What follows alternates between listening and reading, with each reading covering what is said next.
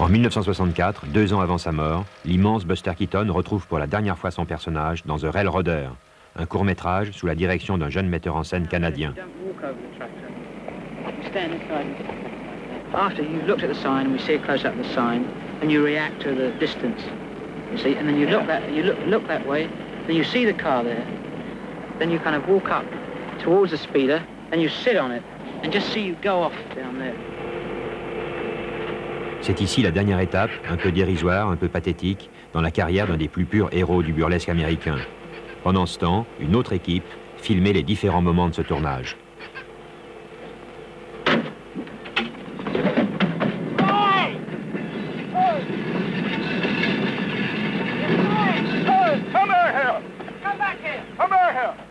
As I go over the sideline, he should raise. He should raise up, yeah, right.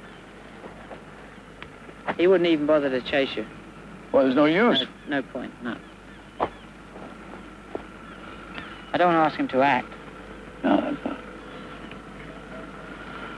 Could take his head off and just throw it. Oh, no. He wouldn't do that, oh, though, would he? No, I mean, not only that, you're asking him to act when he does that, see? Yeah. That's when you're in trouble. Yeah.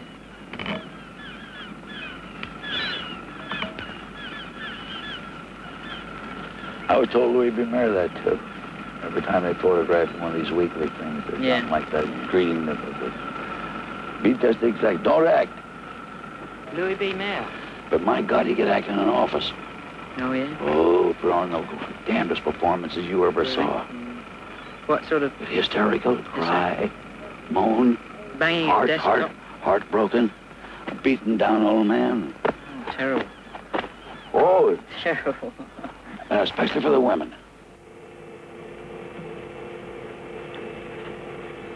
Pendant tout le tournage, Buster Keaton, sa femme et l'équipe du film vécurent dans ce train qui se déplaçait d'un lieu à l'autre, comme sur les rails du cinéma lui-même et au gré des séquences à tourner. Des moments troublants où le présent et le passé de Buster Keaton se confondent.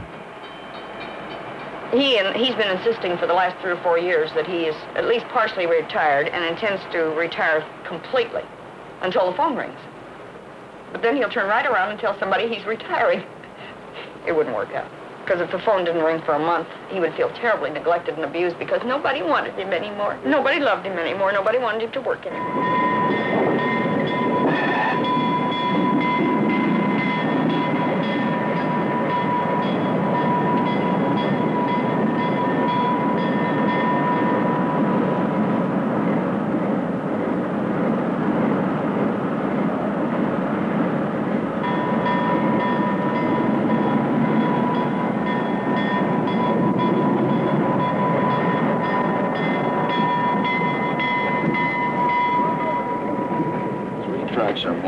Like that. You're coming along this way, and an engine just with a caboose, with a big locomotive. Cameras behind you traveling with you. So that you got the thrill of that being on the same track with you, coming right at you. And just about the time he reaches this switch is when you see him, and all you do is this. He goes onto that track, and you go to this one. See? Back up 1 inch, gentlemen. It's great. Yeah, that's and it's a sure. Yeah, that's a sure fun.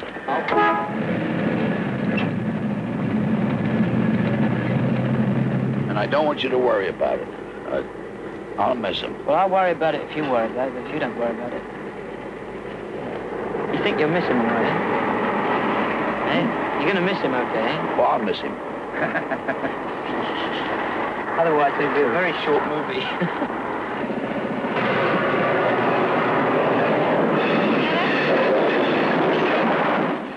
I think Laurel and Hardy, I mean, you say they're sort of grotesque, also very, very subtle. They did it too rare, and the entire plot was not understanding a traffic officer. That was the plot. They picked out 7th and Broadway, Los Angeles, and then put a cop like Ed Kennedy out there in those days in the middle of the street where the cop says, just turn this way, turns around this way, and stand low in the first place, and he says, he wants to see us. So they both got out of the car and came down to him. Says, what do you want? He says, what I want, what? whose car is that? He says, that's our car. He says, we'll get in it. All right, so they go back in, and the guy no more gets back, gets, all right, sway, and back up a little bit. You go through. All right, come on. Well, the minute he did that, they come back and say, yes. Well, now, traffic keeps piling up worse, see? So every time the cop did that, the guy in the car says, yes. That's all there was to the plot. This is a two-reel picture. No? That's all he ever needed was something like that.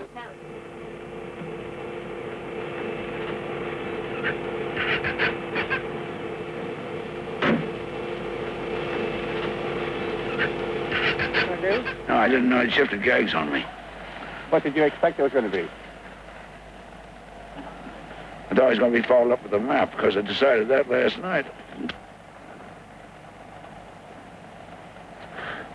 And decided not to. I didn't know it.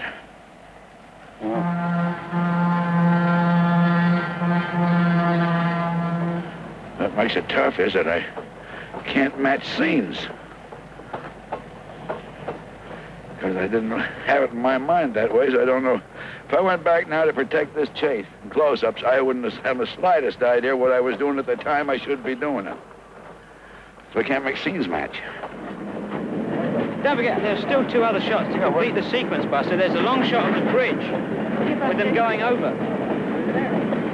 That's the whole center of the gag, is that long shot of the bridge. No, the bridge is not your gag. The bridge is only suspense.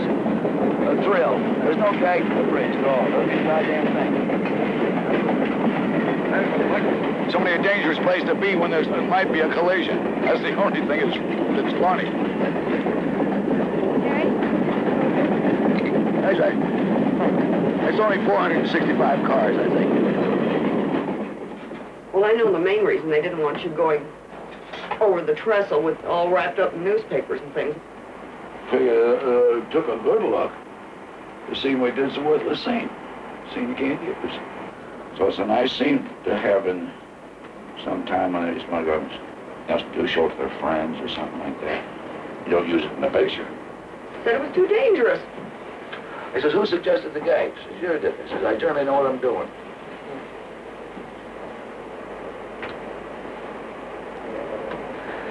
That is not dangerous. That's child's play, for the love of Mike. Don't tell me about it. I told that. I do worse things in my sleep than that. I know. In my own backyard with a swimming pool, I take more chances than I do. I say, anytime you're shooting gags or laying them out in advance, you so often run into guesswork. Or maybe his way's better than doing it mine. And you try to sell yourself one way or the other because there is a certain amount of guess. Has to be. But every now and then, ain't no guesswork. This is one of them.